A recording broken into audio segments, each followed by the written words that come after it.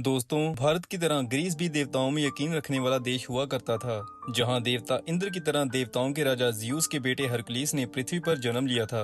अब बिना देरी के कहानी स्टार्ट करते हैं। कहानी की स्टार्टिंग एक क्रूर राजा एम्फीट्रॉन से होती है, जिसने अपने मित्र देश आर्गोस पर बिना किसी वजह से हमला कर दिया है। एम्फीट्रॉन और उसकी सेना राजा आर्गोस के किले का दरवाजा तोड़ के अंदर आ जाती है।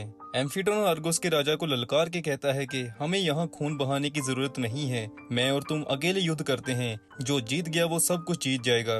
आर्गोस का राजा मान जाता है, फिर दोनों में लड़ाई होती है, लेकिन एम्फीट्रॉन बहुत ज्यादा पावरफुल होता है, वो आर्गोस के राजा को मार डालता है। ये देख कि आर्गोस की सेना दुष्ट राजा एम्फीट्रॉन के आगे झुक जाती है। ऐसे एम्फीट्रॉन आर्गोस जीत जाता है, लेकिन इसकी वाइफ रानी एल्कमी कहती है कि तुम्हें आर्गोस पर हमला करने की क्या जरूरत थी, तुम्हारी वजह से इतने लोगों की आज बिना वजह मौत हुई है। तो उस समय आर्गोस में सोना बहुत ज्यादा था, बस इसी कारण लालची एम्फीट्रॉन ने आर्गोस पर कब्जा कर लिया था।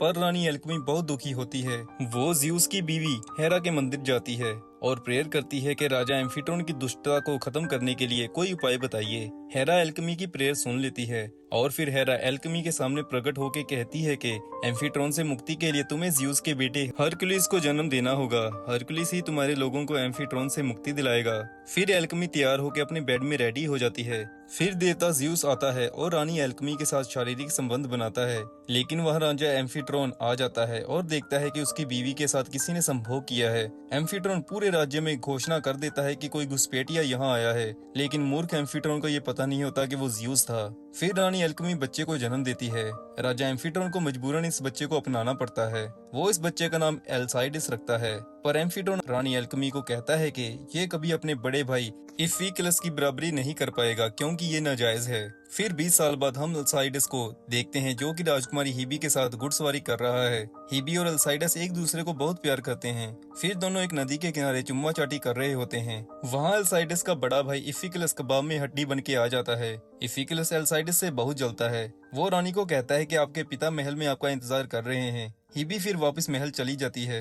इफिक्लस और एल्साइडस को महल आते रात हो जाती है। रास्ते में दोनों का सामना एक शेर से होता है। शेर को देख के इफिक्लस की पतलून गीली हो जाती है, लेकिन एल्साइडस शेर का गला दबा के उसे मार डालता है। फिर दोनों महल वापस आते हैं। इफिक्लस शेर की खाल पहन के महल में एंटर करता है। अपने पिता अथवा क्रूर राजा एम्फीट्रॉन के पूछने पर इफिक्लस कहता है कि उसने शेर को मारा है। एम्फीट्रॉन को पता है कि इफिक्लस झूठ बोल रहा है, लेकिन सबके सामने एम्फीट्रॉन अपने नालायक बेटे को शाबाशी देता है। फिर एम्फीट्रॉन अनाउंस करता है कि आने वाले चौथे चंद्रमा की रात को इफिक्लस और हेबी की शादी कर दी जाएगी, लेकिन हीबी सबके सामने कहती है कि मैं शादी सिर्फ एल्साइडिस से ही करूंगी, और वहां से वो चली जाती है। एम्फीट्रॉन इसे अपनी बेइज्जती समझता है। फिर एल्साइडस और हीबी भागने का फैसला करते हैं, लेकिन इन्हें एम्फीट्रॉन के सिपाही पकड़ लेते हैं और वापस महल ले आते हैं, जहां हीबी को कैद कर लिया जाता है और एल्साइडस को एम्फीट्रॉन इजिप्ट युद्ध के लिए भेज देता है। दोस्तों, उस समय इजिप्ट खतरनाक योद्धाओं से भरा पड़ा था। एम्फीट्रॉन ने जानबूझ के एल्साइडस को इजिप्ट जाने को कहा था। इजिप्ट जाने से पहले रानी एल्कमी अपने बेटे एल्साइडस को कहती है कि तुम्हें एक लड़की के कारण ये सब करने की जरूरत नहीं है, तुम एक आम इंसान नहीं हो, तुम ज़्यूस के बेटे हरकुलिस हो, तुम्हें यहाँ की जनता को एम्फीट्रॉन से आजाद करवाना है। लेकिन एल्साइडस अपनी माँ की बात नहीं सुनता। जाने से पहले एल्साइडस हीबी से वादा करता है कि मैं जल्दी इजिप्ट से वापस आके तुम्हारे साथ शादी करूंगा। एम्फीट्रॉन बड़ा हरामी होता है। असल में इजिप्ट में कोई युद्ध नहीं हो रहा होता। वहाँ एम्फीट्रॉन ने कुछ लोगों को एल्साइडस को मारने की सुपारी दी थी। एम्फीट्रॉन ने एल्साइडस के साथ जाने के लिए सिर्फ 80 सोल्जर ही दिए थे, जिनके कमांडर का नाम सोटिरिस था। एम्फीट्रॉन चाहता था कि एल्साइडस कभी वापस ना आ सके। इजिप्ट पहुंच के एल्साइडस पर एम्फीट्रॉन द्वारा भेजे गए इजिप्शियन खूनी हमला कर देते हैं। सभी मारे जाते हैं, लेकिन सोटिरिस और एल्साइडस बच जाते हैं। इजिप्शियन खूनी जब पूछते हैं कि राजकुमार एल्साइडस कौन है, तो सोटिरिस झूठ बोलता है कि वो मर चुका है और उसकी बॉडी वहाँ पड़ी है।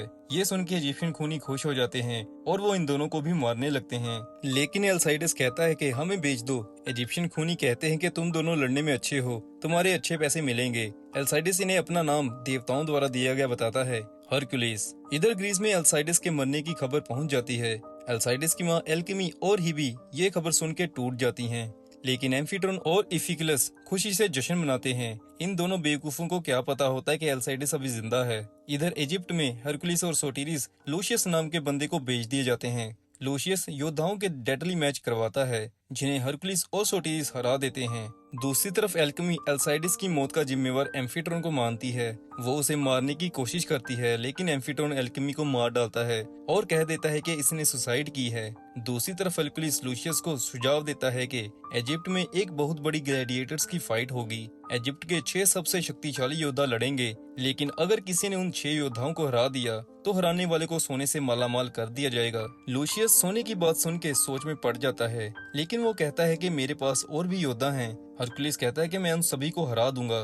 फिर लूशियस इजिप्ट जाने से पहले एक फाइट रखता है, जिसमें हरकुलिस और सोटिरिस वहां के सबसे शक्तिशाली 2 योद्धाओं से लड़ते हैं। फाइट में सोटिरिस घायल हो जाता है, लेकिन हरकुलिस दोनों को हरा के मार डालता है। लूशियस कहता है कि सोटिरिस जख्मी है, तुम वहां जीत नहीं पाओगे, लेकिन हरकुलिस कहता है कि मैं अकेले सभी को मार डालूंगा। फिर सोटिरिस और हरकुलिस लूशियस के साथ ग्रीस पहुंचते हैं। सोटिरिस वहां जाके एक सेनापति को बताता है कि एल्साइडस अभी जिंदा है और वो एम्फिट्रॉन को हराने वापस आया है। हमें यहाँ बागियों की हेल्प चाहिए जो एम्फिट्रॉन को हराने में हमारा साथ दें। दूसरी तरफ हरकुलिस अकेले 6 वॉरियर से लड़ता है और उन सभी को हरा देता है। ये देख के सभी हरकुलिस हरकुलिस चिल्लाने लगते हैं। फाइट के बाद सोटिरिस रानी एल्केमी के एडवाइजर चिरोन को हरकुलिस के पास लाता है। चिरोन हरकुलिस यानी कि एल्साइडिस को देख के बहुत खुश होता है, लेकिन वो हरकुलिस को दुखदाई न्यूज देता है कि तुम्हारी माँ एल्केमी मर चुकी है और उसे मारने वाला एम्फिट्रॉन है। हरकुलिस गुस्से से भर जाता है। हरकुलिस सोटिरिस के साथ मिलकर एम्फिट्रॉन के राज्य में बगावत के बीज बोना शुरू करता है और वहां की आम जनता को अपनी तरफ करने लगता है।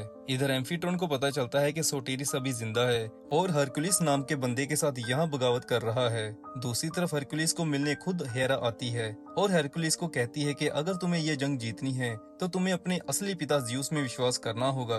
लेकिन हरकुलिस कहता है कि जब माँ मर रही थी तब ज्यूस कहाँ था, पर हेरा कहती है कि जो लिखा है वो होके ही रहना है और तुम्हारे लेख में राज करना लिखा है। लेकिन हरकुलिस हेरा की बात इग्नोर करता है।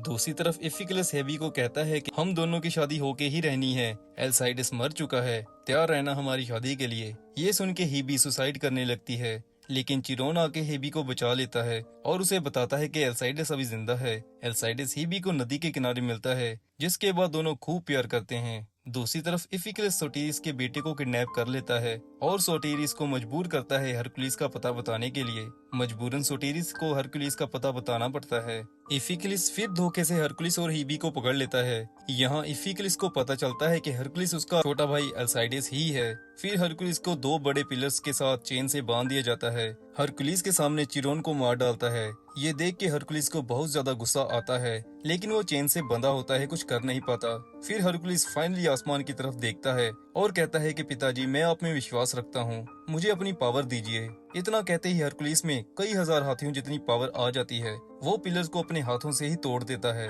इफिक्लिस ये देख के वापस महल भाग जाता है। इतनी पावर देख के वहाँ की आम जनता हरकुलिस के साथ बगावत में शामिल हो जाती है। आज चौथे चंद्रमा की रात है। एम्फिट्रॉन ने जैसा कहा होता है, आज इफिक्लिस की हीबी के साथ शादी होनी होती है। इधर हरकुलिस महल के गेट पर आ जाता है। सोटिरिस महल के तीरंदाजों को कहता है कि हमारा साथ दो, तुम सभी को हरकुलिस की ताकत का पता है, एम्फिट्रॉन के जुल्मों का आज खात्मा होना है। फिर महल के सिपाहियों के साथ हरकुलिस और उसकी सेना की लड़ाई होती है, लेकिन तीरंदाज हरकुलिस का साथ देते हैं। यहाँ हरकुलिस अपने पिता ज्यूस से फिर से हेल्प मांगता है। फिर ज्यूस अपनी बिजली की शक्ति हरकुलिस को देता है, जिससे हरकुलिस एम्फिट्रॉन के सिपाहियों को मार डालता है। फिर हरकुलिस और एम्फिट्रॉन के बीच लड़ाई होती है। एम्फिट्रॉन अभी भी ताकतवर होता है, दोनों में बहुत करीबी मुकाबला होता है, लेकिन हरकुलिस एम्फिट्रॉन को हरा देता है और उसे मारने लगता है।